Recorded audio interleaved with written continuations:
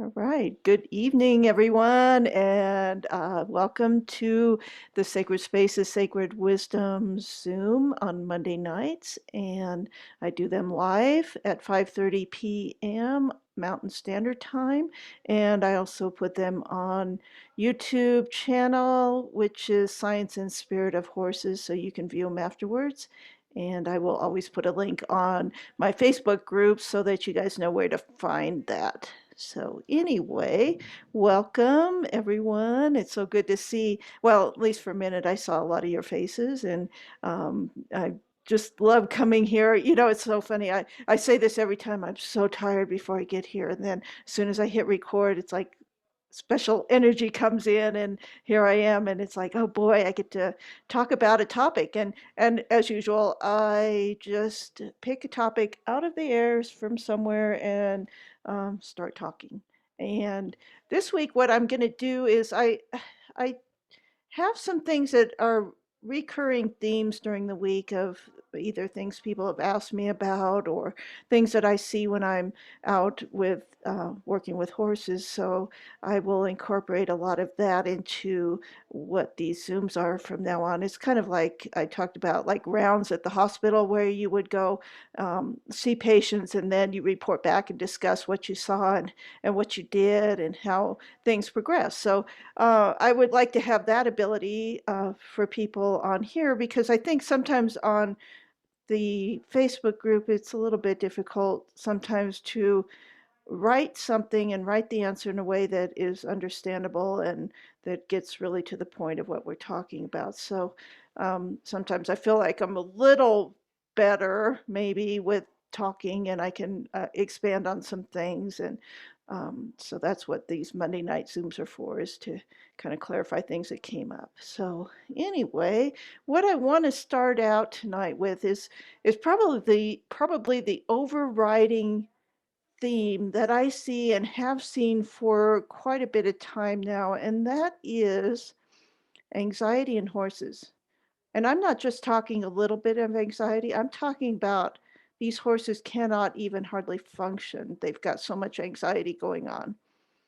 And it's pretty much, I would call it epidemic on in the horse world from what I'm seeing, or maybe I'm just getting the people that come to me because they've run out of options of how to handle the horse. And a lot of times this anxiety in the horses is going to show up in a couple different ways. They can start getting pretty aggressive, and we're seeing so much of the biting, the nipping, that kind of thing is of course part of the anxiety thing. And then there's horses that are just, they can't stand still, they can't self-regulate their emotions. They're just basically, you look at him and it's like, I don't, that horse looks like it's going to crawl out of its skin. It's so troubled. And I'm trying to find out like what is going on that's causing this. And I think there's many different factors here at play. And um, doing this work with the energy, I'm seeing a lot of, the owners will say, well, I've got this high level of anxiety, or I'm very A-type person.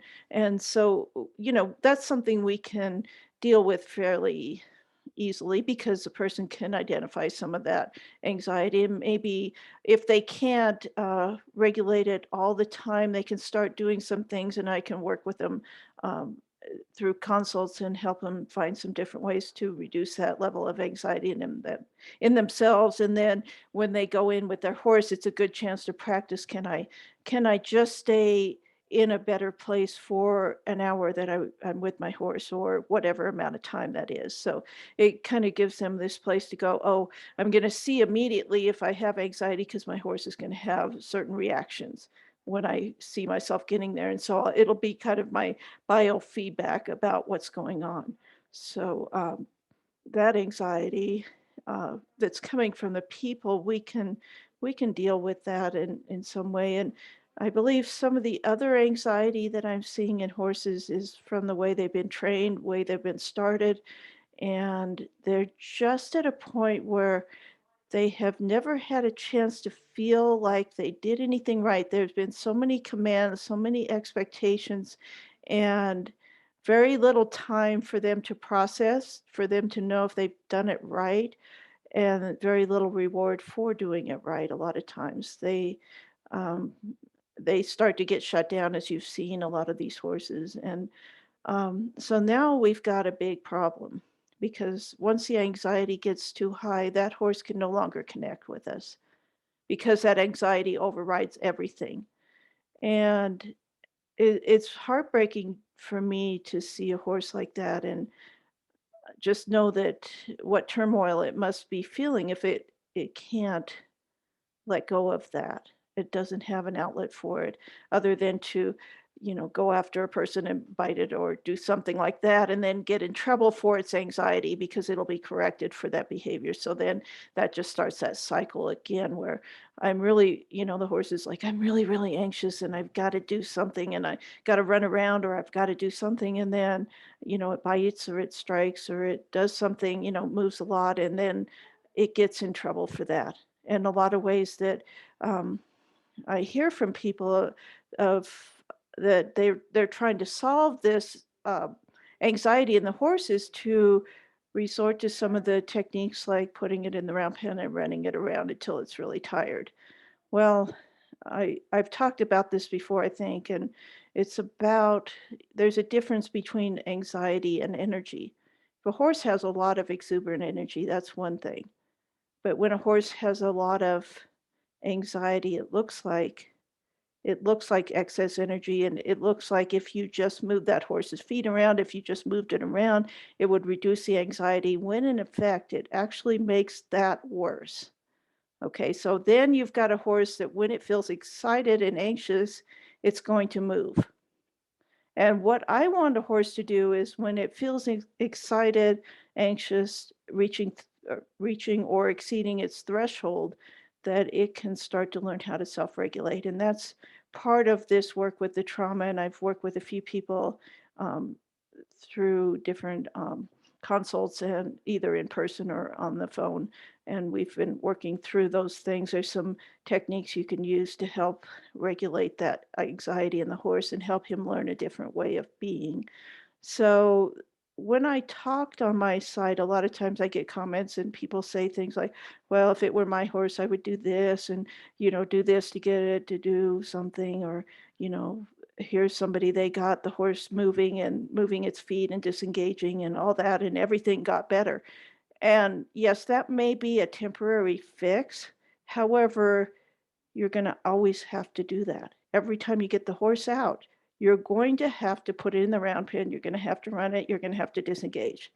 That's just part of how that works because you never address the underlying problem, which is the horse's anxiety.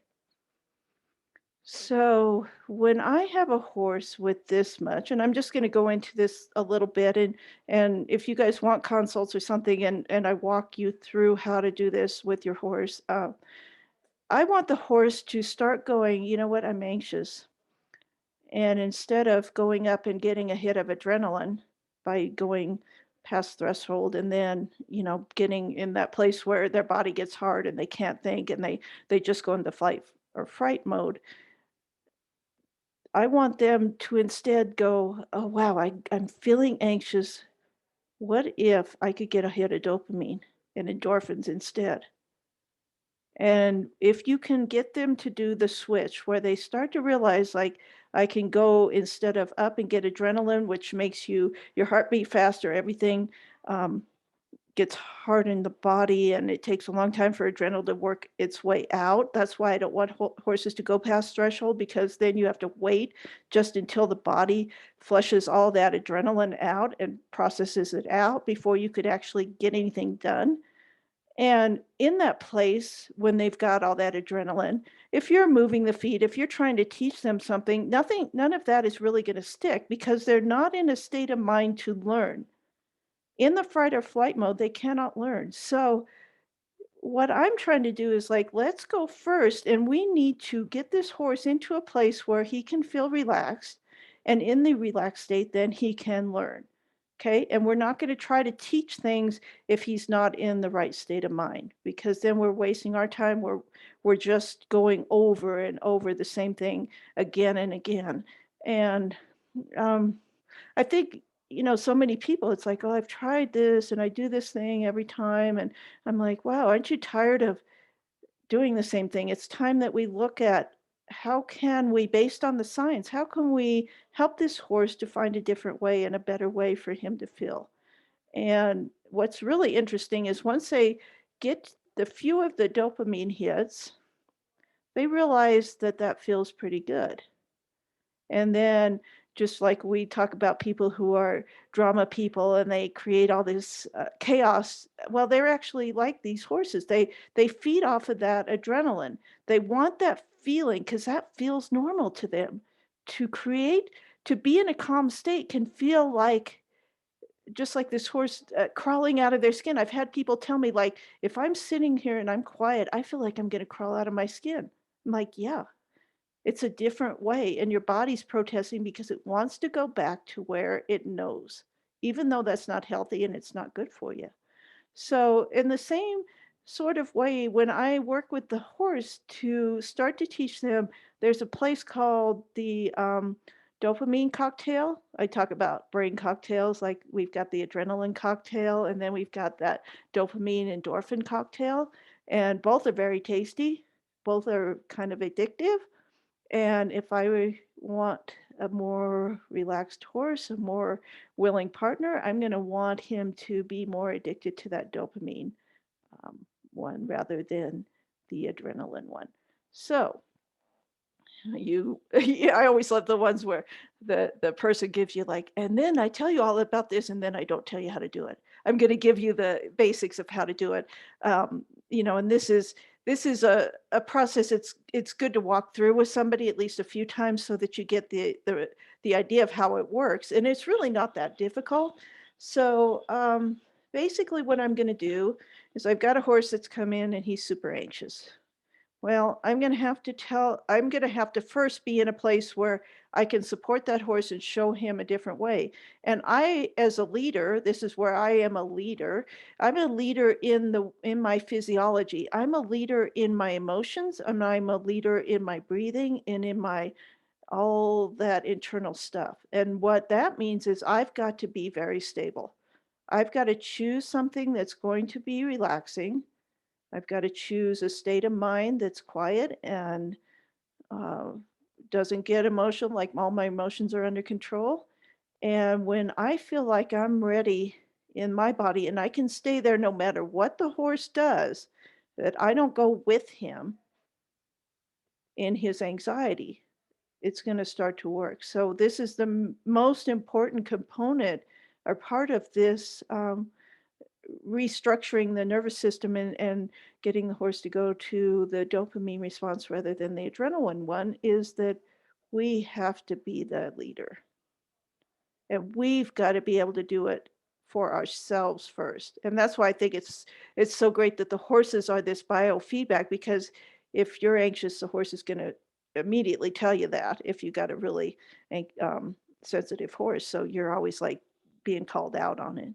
And it's a great way to go, oh, I better check back in. Okay, so a lot of times with these super anxious horses, I will take the lead and do a lot of this work initially because first of all, I don't have a connection. I don't want to say a connection. I can get the connection quickly, but I don't have a history with that horse. So I don't have all sorts of things going on in my mind about what he might do or what's gone on or anything like that. So I can go in with a clear mind and a clear um, purpose. Basically like, okay, I'm just going to go in there. I don't know what you're like. I'm just going to assume you're going to come down and we're going to do this work. And it's always worked. May take a while, but it's always going to work.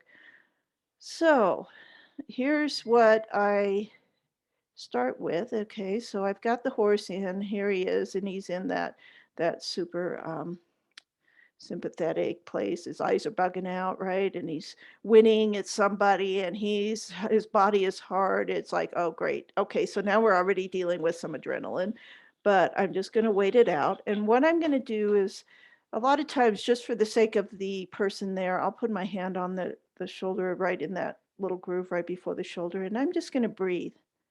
And this is a great time for me to get really grounded and I'm just going to take a little bend on the horse so that he stays with me, but he's gonna be able to walk around in a circle around me, and I'm gonna keep myself safe in case he's a biter. I'm gonna have my hand up so I can block, and then my other hand on the shoulder, and I'm just gonna breathe, and I'm just gonna think about myself being super grounded, and I'm going to I'm usually will pick some type of an emotion, probably like safety or comfort, and I'll let them feel that. So all I want, first of all, is for the horse to start to go, wow, there's a different way. So that, I mean, sometimes this me walking around with the horse with the, going breathing and doing that could take forever. I mean, it could take half hour. Sometimes it's taken me an hour before the horse ever did its first like lowered his head down a little bit and started to blink. Remember how I talked about the progression? We'll have the zoned out look first as the dopamine hits, and then their eyes start blinking, and then their head lowers, and their eyes will go kind of half, and then they may do the lick and chew. Okay, so that's really the progression of knowing that you're on the right track to the dopamine hit. Okay, so I'm waiting that out. I'm waiting that out, and it's like the horse is doing all sorts of theatrics, right? And throwing his head, he's doing all this, and I'm just like walking with him, and I'm just keeping myself in the space, which is probably the hardest thing to do, is keep yourself together, despite what this horse is trying to do. And then when he finally comes and he does the release, I just take a big deep breath and let it out. And I may take my hand out and then I just wait there. And the first times, if it's a really anxious horse, that horse may not be able to stay in that dopamine thing for more than a second. And then he pops back up. You'll see him pop back out of it. And so I just go back and do the same thing, same process. So this is super easy. You don't have to think a lot about what's the next step. You're just watching, is he popping in and out? What it is the nervous system going, "Ooh, I had something new, but I gotta go back to the old way." So don't take it personal. It's just the way is horse's body is responding because it's like, "That's a new place. I don't know about it. I'm gonna pop back out." So you just know that's part of this process. So you'll know you're on the right track because the horse is gonna pop in and out of that.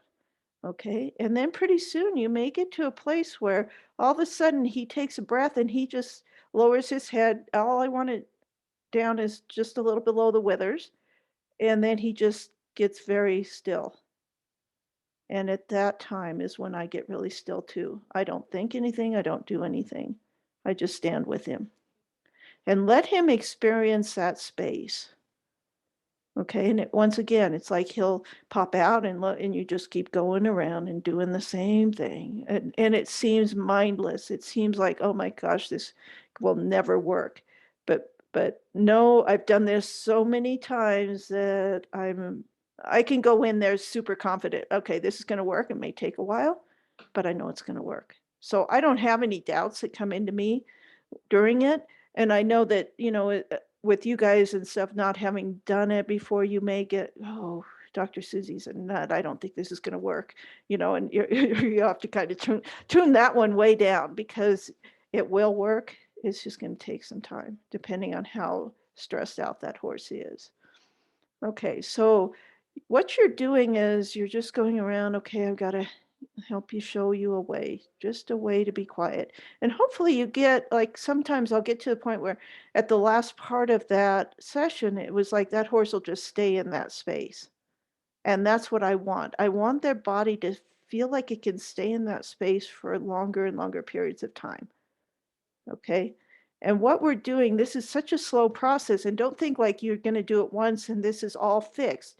This is not how the brain gets wired. This is not how the nervous system gets structured. It takes time to redo it. And that's what we're looking at doing. If you don't do this, the horse is always going to be the way he is. I mean, this is, for me, a lot of times when I come in, this is the horse's last hope. Okay. And if this doesn't work, there's not a good outcome. Okay, so just know that I've I've done this a lot. It works. It just takes time. And so this is when we think about our patients. Can we be super patient? Can we help this horse?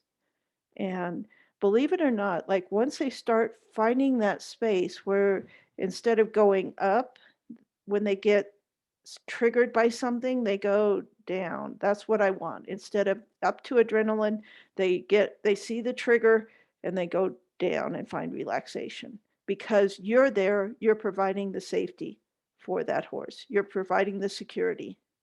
You are like the other horse that goes, hey, it doesn't matter if you looked at that, it's all good.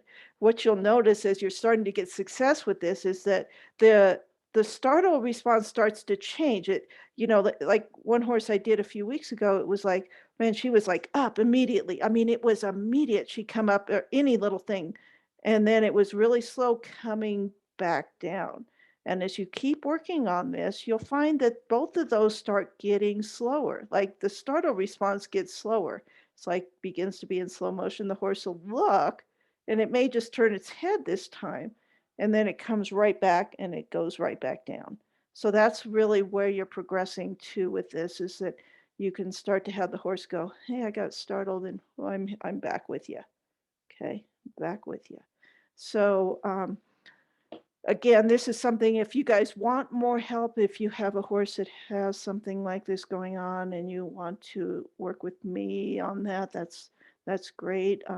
I find like a lot of people are very good at their intuition. I love it, and they're able to do a lot of this on their own. So that makes me happy too, because there's a point where we can't do anything more with these horses. We can't get connection, and that's where a lot of people are at. They're like, well, I've tried everything about your connection pieces and nothing's working.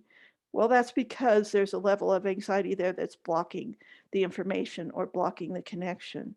And I think there was one on today about trailer loading, and and this relates to this little process you're doing. You'll be able to use it in a lot of different places. You'll insert it when you see the horse getting anxious or not wanting to do something, and it's a great technique for building connection too. So that's why I love this one. It's like a all over because what you're listening to the horse is you're listening to his distress and you're helping him. And that's what's building this connection with him. Um, so let's see, the trailer loading thing. Okay, so we had somebody and she was talking about, okay, everything was good and right. And then, okay, now the trailer loading. Okay, and she's like, how do you fix that? And I go, I don't know. Because there's a whole lot of reasons why that horse might not get in the trailer. There's not just one solution. And I think we've been kind of trained over the years to think, okay, there's a way you get a horse in a trailer. There's a technique, and once you master that technique, it works on every horse. Well, that one again is just like the round pin. You always want to do that. If you can, most of the time I find that trailer loading has a big part of it in the lack of connection, the lack of true connection. Like the horse is popping out of the connection with you, or you're popping out of the connection with him. And a lot of times there's anxiety stuck right in the middle of that, where your anxiety or his anxiety or both are feeding on each other. And so then nothing's happening. Nobody can hear anything. Then you're having to resort to more force to get the horse into the trailer. And then you're going to always pretty much have to do the same thing because that's how the horse gets wired then. Oh, here's what I do. When I see the trailer, I get triggered and then we have a fight and then I finally get in after a long time. Well, I just don't like to play that game. So I'm one that goes, well, I'll put the time in up front to get the connection and the understanding with the horse so that I don't have to play that game every time. So essentially trailer loading again, if somebody's looking for me to tell them how do I fix it, well, I'm going to have to watch you and see what's going on here. And I've done it through a Zoom video and helped people to trailer load. And it's like, it's very easy. We go through essentially the same process. And then pretty soon the horse is very quietly getting in the trailer without having to resort to all the ropes and the whatever else you want to try to do or you think that needs to be done.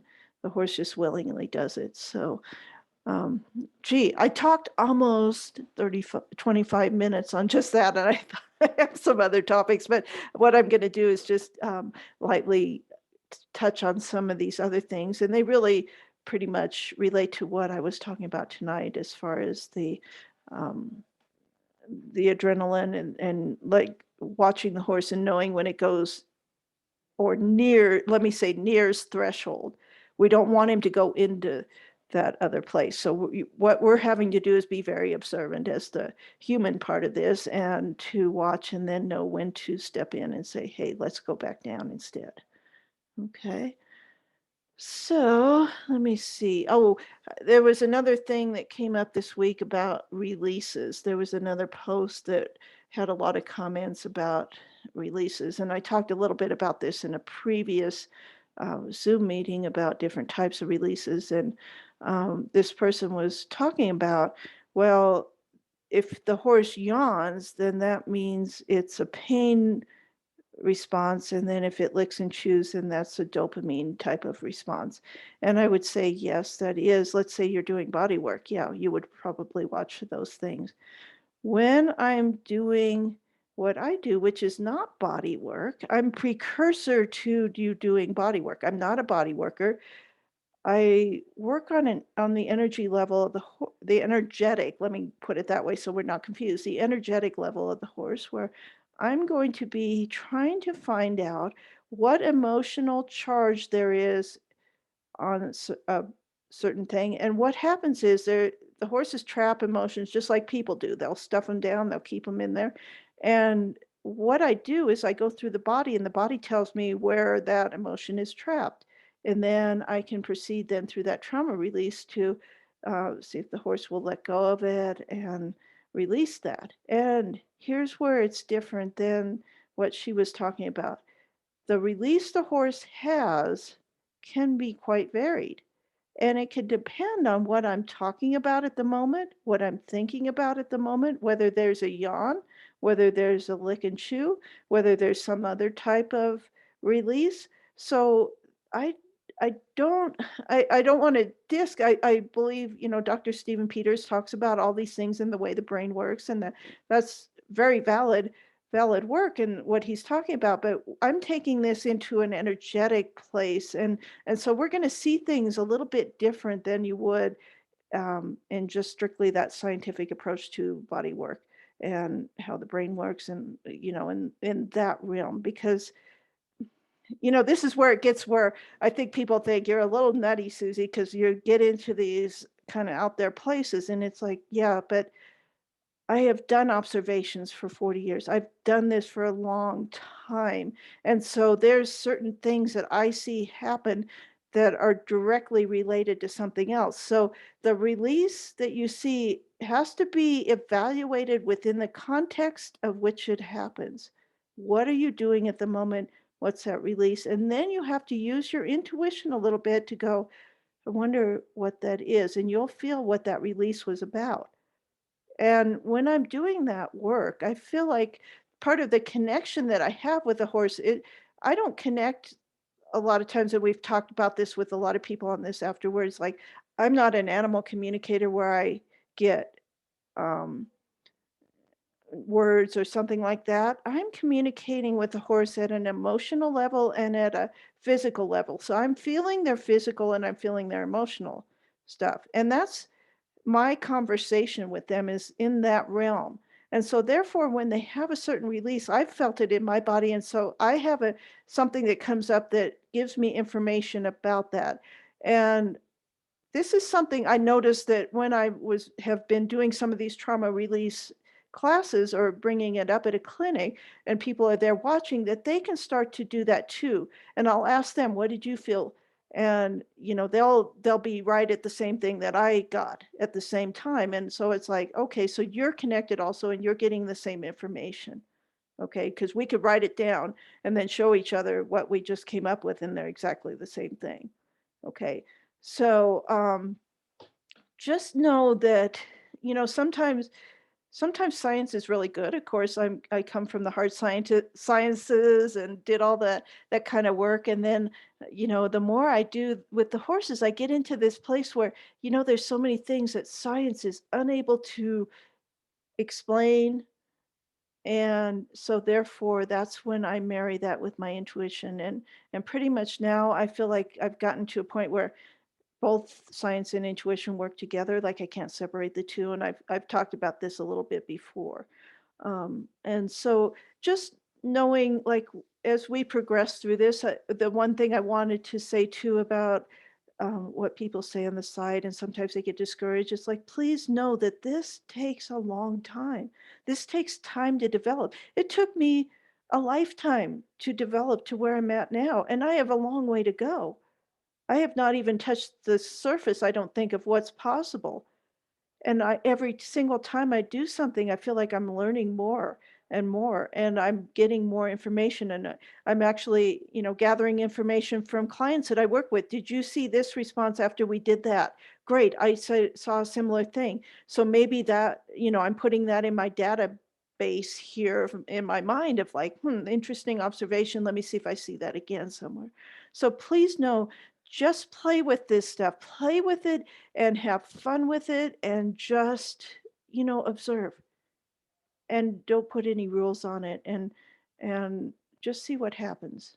So, for example, I wanted to just this was such a cool thing that happened. So, right after I heard that was on the Facebook and she said, "Well, the yawning is a release of physical pain." Okay, that's true. Great. I was over at a person's house and the man was standing next to this horse and it was a beautiful big palomino horse and he was talking about how he got this horse and that it came from this lady and she had really loved this horse and they had this beautiful connection. And then he's telling this story and I'm watching the horse through this entire story that he's telling, and the horse is licking. Like, that's interesting.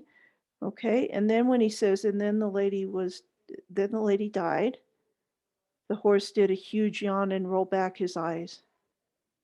And I'm like, wow. So there's emotional pain can cause that yawn also.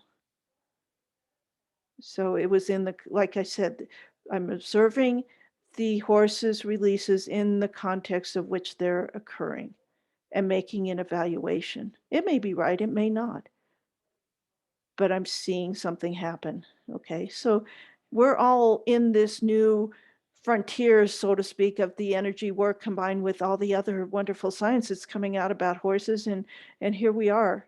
And we are the forefront and we're coming up and you guys are all providing information about, does this work? Doesn't it work? What things are causing you um, some angst as you're trying to put them together? And then we're all evolving at the same time, and it's helping me too because I go, "Oh, I thought I explained that, and maybe I there was another nuance to it that I just didn't realize I was doing or that I didn't pay attention to before, and now I'm gonna have to think about it and how that fits into the whole scheme of things." So anyway, I just wanted to say a little bit about that. Let me see what else I've got on here. I just have one more thing and then I'll open it up to some questions. So, one clarification I wanted to do was people have talking about doing body work and that they're sending energy to the horse.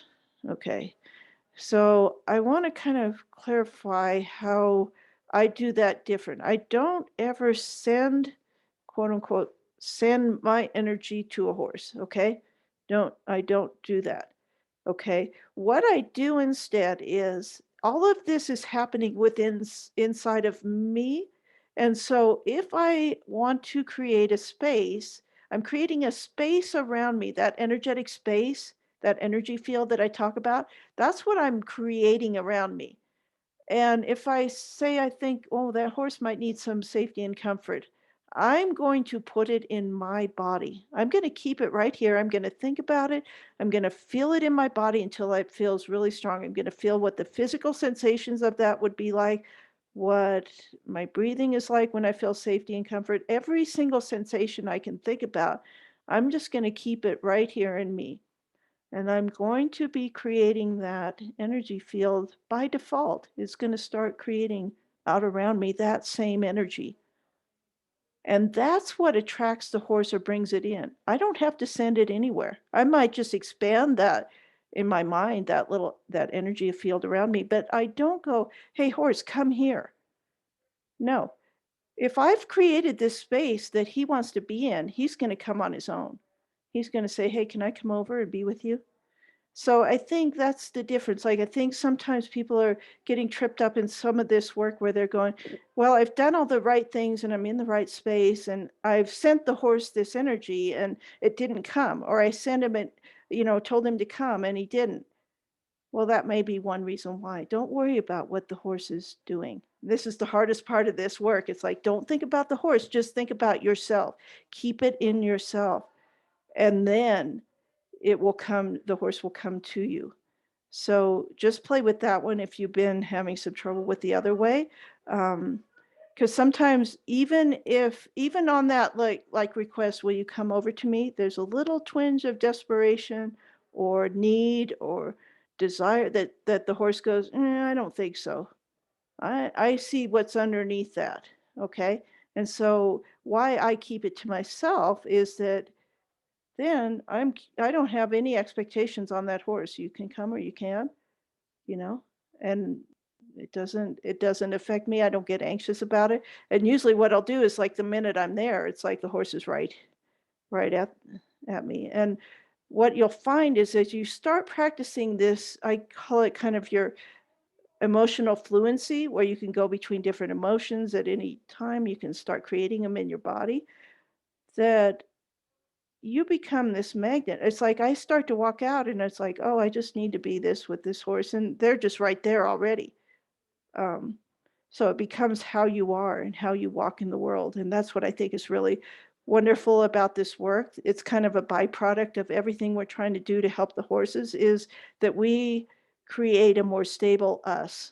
We create a person that can go into a situation and with full knowledge of where you're at, what you're thinking, what you're doing at any moment, instead of being at the mercy of other people and their emotions and what they're thinking. So that's the end of my night tonight. I went just a little bit over for the half hour, but I think this is a good amount of time. And then what we'll do is I'll open it up, and if you guys would like to raise your hand, that's on the lower right corner. There's that little face with the plus and it says reactions, and then under that you can raise your hand, and then what I'll do is see it in the chat, which I'm hoping I can get that up. Okay, so I will open up the chat, and so if anybody wants to raise their hand and ask a question, that will be great. And you can unmute, and when I call on you, just unmute and make your video come on. That's so. Okay.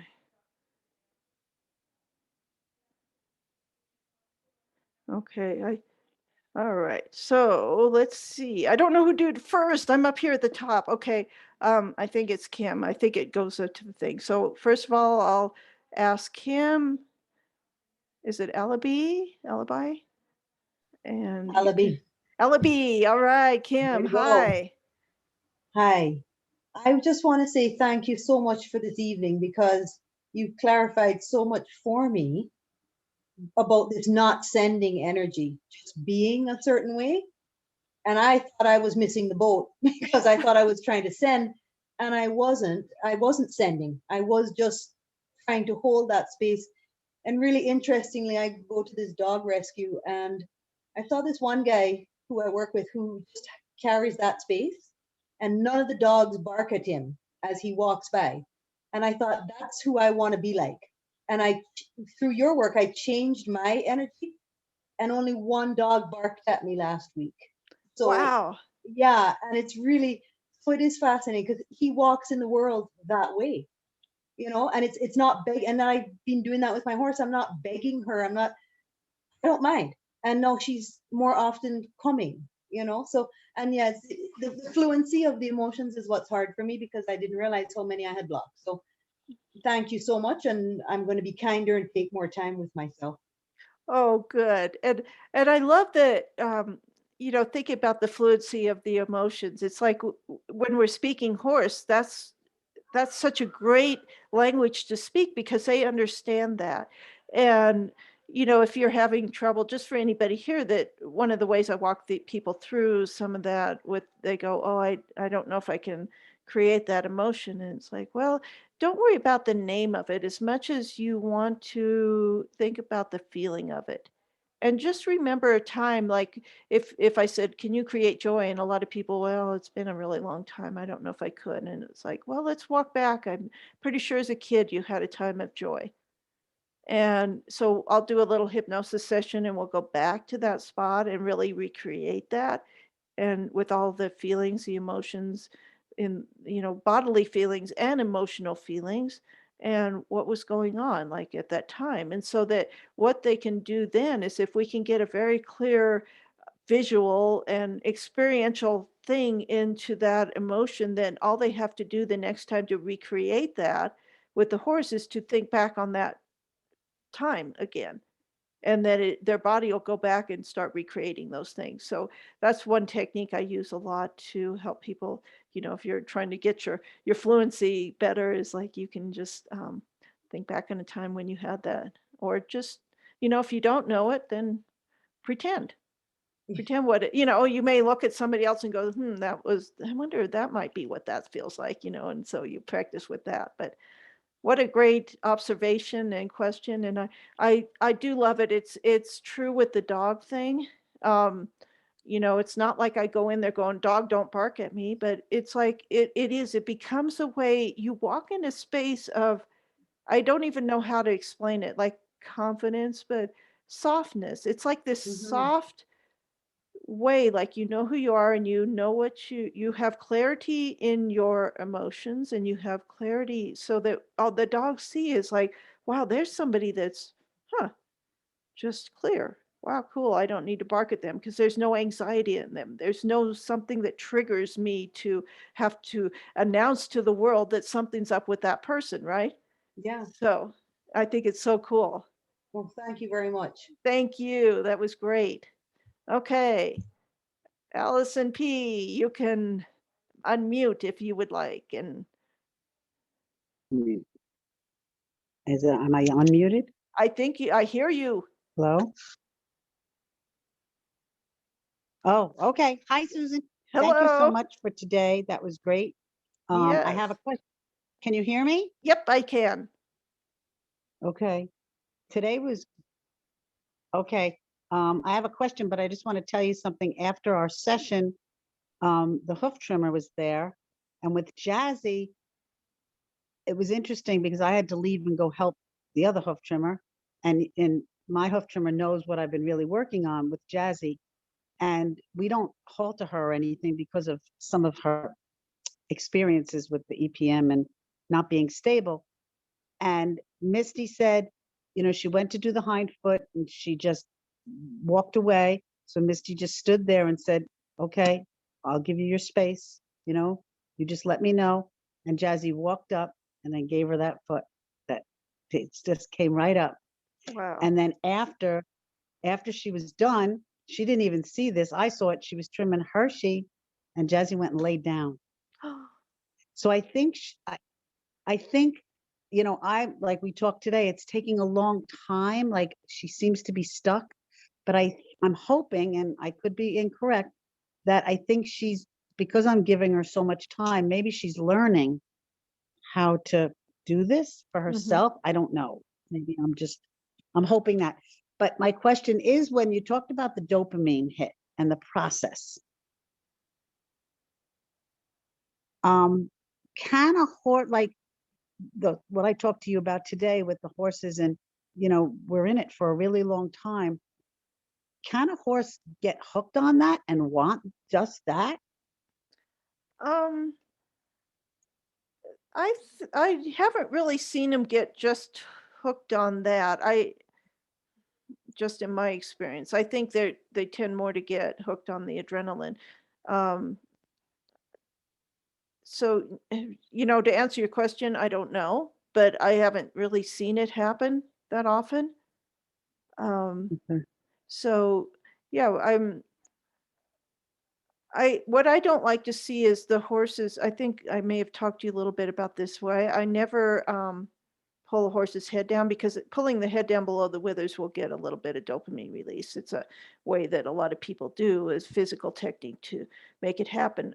What I see in those cases is that the horse, when it gets a behavior that it thinks, oh, he would pull my head down for being naughty or moving my feet or so, whatever it is, that the Mhm. horse just really jerks its head up and down.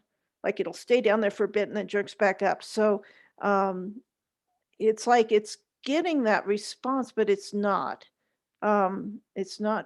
never got to stay in that space in a relaxed place. It was forced to get there, so it never really got the natural type of dopamine hit. What I'm trying to do with the horses here is like give them a natural way to do it, where they just go, oh, I was a little anxious here, I'll put my head down a little and then I'll feel okay. And I'm not really seeing them get addicted to that. Okay.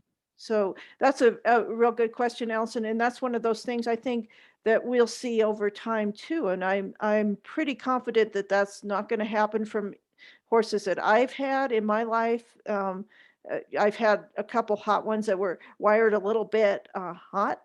They got dialed up pretty high, and I taught him that to go down. And I don't see that being like a problem as far as an addiction. But maybe they're like people too. Maybe there's horses that have addictive pieces in their parts in their brain where they're more prone to be addictive to something.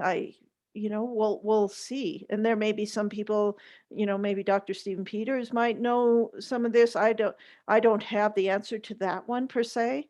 So I think that's up for discussion and up for observation. So great question. Okay, well, thank you. Yes, I was curious. I just, you were talking about the dopamine, and I was like, if they can want to be in state of anxiety, can they want to stay in that other state? yeah. And I think that there's some people that they're at a point now where they go, my horse is too relaxed. Well, you have to kind of gauge this so you don't just leave him in that space every time. It's like I always think, okay, the horse has to do certain things with, I'm training or whatever, and the horse has to do these things. So it has to be a balance, just like any other part of your life. Like, okay, there's some rest time, then there's some time we do more activity, and then there's rest time and there's activity time. So I think we have to give them that kind of balance too. But especially with horses that have had this real stressful thing, I want them to even start to want to go there. So that's why, it's important to do that and give them that taste of the dopamine. So, all Thank you. right. All I didn't- right. And Jan, I'll get to your question about holding space here in a minute, and then you've got your hand up, so we'll get to you. Thank you, Allison. And now we'll go to Leslie and go ahead and unmute. Hi, Susan. How are you? I'm good. How are you doing? Oh, good.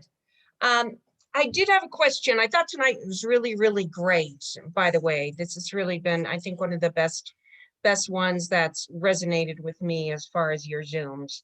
Oh, Because I think one of the things that I was doing, just like someone else had mentioned, was like trying to send that energy level to them to get them to come rather than keeping it around myself and bubbling around myself.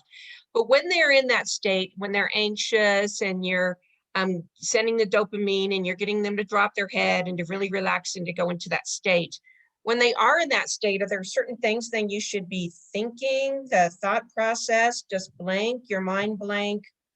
What do you want to be thinking about? I actually, this is a good one, because I thought, what do I do when I'm there? And it's like, when we used to shift cars into first, second, third, and then we had neutral here where nothing's happening. I shift to neutral. For the most part, I'm shifting to neutral and just thinking Okay, about my breathing and just thinking just your about, breathing. yeah, Okay. just being grounded. I'm just checking in on my body. Am I staying soft? Am I staying relaxed? That's the only things I'm really thinking. And then, Okay, and we just keep in that state until we see some release? yeah, I just stay there. And then as soon as I see them go, their head will go just a little below withers. what they'll usually do is that eye fluttering. They'll do the zone out eyes and then the eye fluttering, and then they'll lower their head and their eyes will go half mast, and then they may have a blowout or a lick and chew or something at the bottom of that. So you just wait for that progression to happen. And then I Okay. just wait. After they've had that, I don't do anything. Again, I just wait there. Don't do anything. Okay. Okay? I And don't seem to have any connection with them as far as physical pain or how they're feeling physical. That seems to be a okay. piece I'm missing. And it may not, it may come as you start, when I come to do the clinic at your place, we're going to go through a lot of this stuff, and you may start to begin to do it, because I know at every clinic that I do, it's like people go, I didn't feel, how did you feel that? And once we go through it together and I put their attention on it, they go, oh, wow, I just ignored that before, or I just blew it off. Or I Okay. didn't think it meaned anything. I didn't think it meant anything. So it's really just training yourself. There's only so many things you can pay attention to at any moment. And so that's why it's really good to be in this space of like nothing much going on. So then you can notice more things. Because what do we have? Okay. 7 plus or minus 7 things we can pay attention to at any 1 second. And so if you've got all sorts of gibberish stuff going on in your head or whatever, that's why people don't feel these things. When you could get to that quiet place and the neutral where nothing's going on, then you start getting this information. And at first it seems like this little whisper and you're like, I'm not really sure. And maybe, but I'm not sure. And so really this is just training your body like you would go to the gym and work out, and your muscles get stronger as you start working out more. And the same happens here. The same kind of principle applies. So yeah. Great. Thank you. Thank So you. looking forward to you coming. Me too. So This and please, like every single clinic, every single whatever I do is a snow thing. So let's hope it's like it's in June, right? We're right. gonna- I hope it quit snowing by then. Oh my gosh, I hope so. I hope so. All All right. right. Thank Thank you. you. Thank you, Leslie. Okay, Jan, you're on. I had a couple of questions, but one of them was, do you think it's easier to connect to a horse if you are asking them what they want rather than coming in and trying to get them to do something that you're asking? Can you hear me? Yeah, I'm thinking of that one. It's like I don't think I ever really it's interesting because when I'm just trying to think back of how I do that. It's like usually when I am with a horse, I kind of have a thought of something we're going to do, and I have that soft intention, and I'm just kind of going with the flow of it. And I never really ask them, "Do you want to do this?" I never make a question to the horse. What I do instead is I put in my body, we're doing this. It's more of a statement, but it's a really soft statement. We're going to go do this, and this is where I'm going, and this is how I am. And then if they don't come, then I'm thinking, okay, what did I not create as far as a magnet for that horse to want to come with me? And so I've got to go through my repertoire of all my emotions and say, maybe some joy would work for that. Okay. And then I go back by. But I never, this is where I think there's this group of people or an idea that's gotten off on the side here where you have to ask the horse's permission to do everything. The way I do it is when I go in, I've already made pictures. We're going to do this, that, whatever. And I'm watching the horse's reaction. Is it turning away from me? If it is, why? Why would it not want to do that with me? But every request I have is done in a soft way, in a polite way, instead of you're going to do this and here we are, we're going to go off, and it's never like that. And I've never found a thing where a horse goes, no, I don't want to do that with you. It's almost like just the fact that you've captured the right emotion that's going to connect that horse to you, and that you can maintain that, they seem very happy to go and do things with you. That's what I'm finding. It's like I don't find the resistance to, no, I don't feel like doing that today. If I've made the horse feel good in the past when we've done something together, he's going to be more likely to want to be with me this time and do something with me. And so that's what my goal is throughout the training is, can I make that horse feel good about himself, about our relationship, about what we're doing? And just think of it's not that different than a human relationship would be. If you have friends and you have the grumpy friend and you're like, oh man, I don't want to go do something, but I kind of feel obligated and I'll do it anyway.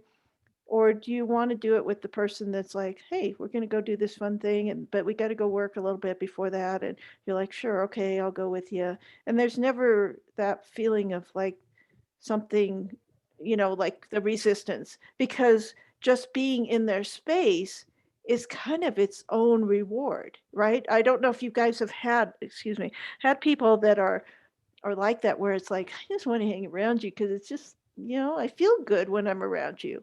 And my mother was one of these people where maybe I modeled some of this with the horse about her. And I thought about, she could go into any situation and she was very quiet and she was sweet, but she would go in and like people would gravitate toward her and they would sit down and talk to her about stuff. And they always would tell me, your mom makes me feel so good. And they just wanted to be around her. It didn't matter what she was doing or where she was. And that's the way I want to take this thing that we're doing here. Is like, I'm always thinking about, I want that horse to feel like it wants to be with me, wants to do something that I don't have to ask it, that it just says, hey, what are we doing today? Okay. Hey, what are we going to do today? And the horse is like right there. And because I've always made him feel good about himself and made him feel good in his body, he's more than willing to go. So again, that, I don't know if that answers your question, but I never ask or beg a horse to come with me. And if it didn't, then I've got to look at myself and say, what didn't I do right? What didn't I read right about this horse that made him resist me? Or is it something, maybe some trauma that he can't hear through? And then I'm going to go look at where did he turn around and what was going on, and let me see if I can help him with that one.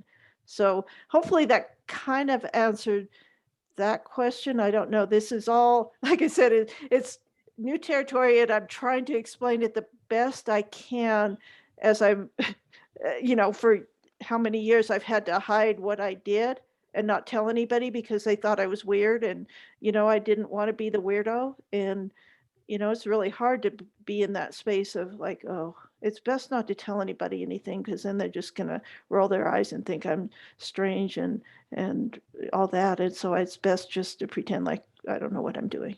Okay. Um, so just, um, just play with that idea, because I'm seeing it becoming more and more prevalent that people are going, oh, I asked my horse if he could do this, or I asked my horse if it was okay if we did this today. And I'm like, no, just go do that.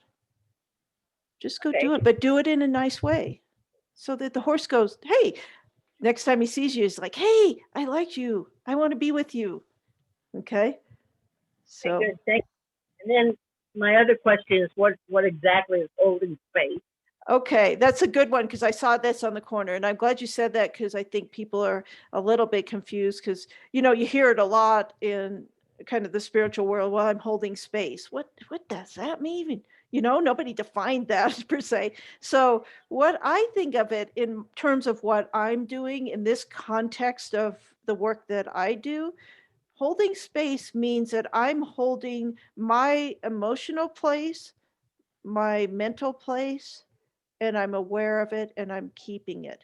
I'm not being distracted. I'm not creating any glitches in my energy field. So the energy field, and we talked about this a little bit before, where it's like, okay, here's this energy field around me and it's just very pure. It's like one thing, or it's, here's this emotion that's not muddled by a lot of other thoughts, a lot of other anxiety or anything like that. I'm just holding this emotional space, and it's created through my energy field because of the way my heart and my brain is emitting that energy out into it to align with what the emotion I'm creating. So my holding space is being able to stay in that for as long as I need to.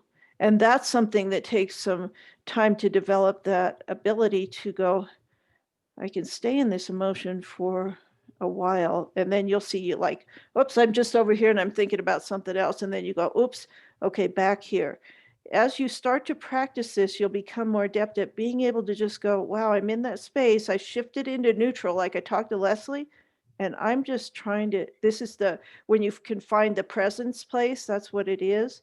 Being present, not thinking of anything else, not feeling anything else, just one thing that you put in your mind. Okay. So, or sometimes I'm in the space and there, I check in after a little bit and I'm like, oh my gosh, I don't think I was thinking anything. It's really a weird sensation when you get to that place where I'm in a waking state of meditation where I don't think I was thinking a single thing. And I was just in the space. So you're going to feel as you start practicing this, you'll feel that, and maybe you'll kind of just start to pay attention to that and see if like you can hold that space. If Okay. I got this Thank you. right, if I got this right, holding space is somewhat the same as being present, Absolutely. concentrating on whatever the one thing is just right there in front of you. Yeah, I think they're very similar, just a little bit different. Like I said, the holding space, I may hold a space of safety and comfort for a horse and hold that, just that in my body. And then I might switch, like he does something and I go, oh, he needs a little serenity. Let me go switch over and I'm going to be just a little more serene here. So I'm present at the same time that I'm doing these things. See how complicated this can get, and as far as kind of describe it. But the first time it's kind of like experiential. You have to feel it, and then you go, oh, now I know what she was talking about. Okay, so just be patient and practice with the emotions and creating a single one and paying attention to not getting distracted, and you'll start to experience these spaces more often. And this is where it gets to beyond the just holding space is the sacred space, and that's the really cool one where you have serenity in that space and you have no thoughts and no needs and no desires, and it's just like this amazing spot. So that's what we're all trying to work toward, is that sacred space where you just feel so good and nothing matters anymore in that space. So good question. I hope that answered some of it. Well, it helps. It gives me a starting point. All right, great, Jan. Thank you. All right, Thank you. Kara. Okay, we're on to Kara, and I think that'll be the last one for tonight. This will be great, perfect timing. So I'll ask you to unmute, Kara, and you can go on. There we go. Great. Thank you so much. Hi, Kara. So, hi. This is such perfect timing because I've been working on wisdoms in my relationship, and we sit together for hours, and it's just bliss, and I love it. And yet, I'm just still working with his anxiety and my anxiety, and I've been using the emotion code the last couple of days. And every day I check in, he has another layer of anxiety to clear. And so, yeah, I just wanted to get your ideas about how to be with him when he's anxious. And it shows up mostly like when I lead him, he'll rub his nose on me as I ask him to move forward. And to me, it feels like he's saying, wait, slow down. I want to just stand here with you. I don't want to go forward, but sometimes we need to go forward. Right. And yeah, so it's just I think it's anxiety that makes him not want to move forward. Is that your feeling on that? Or? Yeah, I definitely think, and I see this in a lot of horses. It's like, okay, whatever came, a lot of times it can come from that past training where I said they took a step and then they never knew for sure. They were always getting in trouble for something, or it was done quickly and they got reprimanded and they never got a chance to process anything of so they never knew if they did it right or if they did it wrong. And so this is what's building up so much anxiety in these horses is they don't have the, remember how I told you at one of my meetings, how when I train a horse, there's almost more time of not doing anything than there is of doing something. Yeah. And that's what has happened in the past for a lot of these horses. They never had ample processing time. And so before it was on to the next thing, and there were all these quick demands, like if you don't back up right now, there's all this stuff. And it's like, so they start building more and more anxiety because they're going to get in trouble for something. And so they start preparing to get in trouble all the time. Okay, no matter what little thing you ask them to do, they think something's going to come. Okay, so it's almost like catastrophizing before they even start, like, oh my God, something, is bad. And so that's what we're trying to work on. And the thing that I talked about at the beginning of this recording is really what I would work on with wisdom, as far as like seeing when he starts to get that space and then bringing him back down, giving him serenity or comfort or something, until like he finds like, wow, it's not gonna be something I can't do, and I'll praise him. Like if he even takes a step, or like he doesn't walk, a lot of these horses like that, they're very insecure. So they'll step into you, which again was something they got reprimanded for because they were insecure. And then they got, hit or something, get out of my space, don't be here. And then they're like, okay, now I'm anxious about my insecurity too now. So it's like this Yeah. gigantic thing that just starts there, it blows their mind. So we have to go back and just go, hey, just take a step and everything's okay. Just take a step, everything's okay. So there's a horse I work with this weekend, and same kind of thing. I mean, you would ask him to do one little thing and he's just like, and you could just see him just lose it. And I'm like, dude, I asked you for one step, and that's all, and you lost it. And so I had to go through that process I talked about at the beginning of this, and just take a step, and like, it's okay. And I'm checking in, I'm soft, it's okay. Okay. And then pretty yeah. soon he could walk next to me without having to bite me, and he had a loop in the lead rope, and he just stayed right there. And I just did those few steps, like, here, look, we can just get this far. Look, everything was okay. So this is where I talk about it being kind of a slow process, because you're retraining him to think a different way about basically everything he's been taught. Yeah. And so, this anxiety. And what you described is exactly what he does. He takes one or two steps and then he stops again, and it's like, oh gosh. And everyone in my barn just thinks I'm a lunatic. You know how that is. No, I don't know. And I should just force him and be a boss. And so I feel like I have to defend our relationship on almost a daily basis. And that just, So what I've been doing sounds like it's what he needs. I just need to know that it's okay, that I'm not letting him get away. Part of me is like, gosh, am I letting him get away with something? But I really do think it's just anxiety, just like you said. Right. And, it's like this other person told me, well, the farrier came and then he just moved his feet around and then he was fine. I'm like, yeah, he was fine for that moment, but it didn't fix the big problem. It didn't address what the real problem is. And do you want to do that every single time you get the horse out?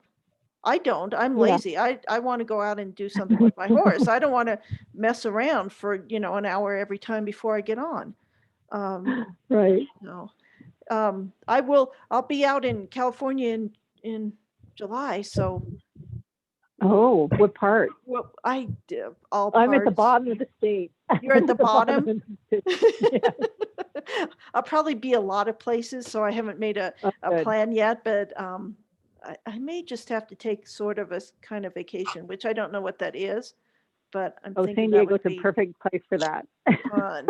Yeah, because I have a lot of friends in California, so I need to just go around and visit some horsey people, and then just spend some time there, and you post some kind of a itinerary when you figure it out? Yeah, I will let you guys know what the plan is. As you probably know, I'm pretty much winging it lately because I'm so busy. I'm like, I don't know what I'm doing until I look at my calendar for the next day. And then I'm like, oh my gosh, no, so I'm just kind of surviving right now. And summer ends up being a little bit of my busy time. Just, I used to put up hay for people and they're all asking me to put their hay up. And I'm like, I don't think I can put hay up this year because I got too many horsey things. And so, it's just, it's kind of, I'm just winging it right now. So, I will try to, as time goes on, I'll get the schedule for when I'm going. And I think it'll be good for me to get away from here and reevaluate where I'm best, whatever I'm supposed to do. I don't know what that is. So, yeah, it'll be fun to go see a bunch of people in California, which are on the Facebook group. And so this will be fun. So. All right. Oh, Ginny said, are you ever in Canada? I would love to go to Canada. We'll see what travel things happen here as time goes on. I'm I'm open to a lot of things, and it's too bad the travel restrictions and all that have made things a little bit difficult, but we'll hope that things open up here soon and we'll be able to see each other in person and not just on Zoom every other Monday or so, whenever I can get to this. So that would be great. All right. Well, this was fantastic and fun. And like I said, every time I come here, I'm like, I'm not sure I can do it. I'm so tired. And then you guys energize me, and it's great. So thank you all so much. And I'm going to say goodbye and take the recording part off. And I will see you guys perhaps next time. I won't be here next Monday because I've got a clinic in Michigan, so I'll be out of town and probably, I'm still going to be teaching the clinic on that Monday. So I will shoot for the following Monday, which I don't know what date that is, but we will see you then. So thank you guys so much for being here, and I look forward to seeing you again, and good luck with everything you're doing. I'll see you later.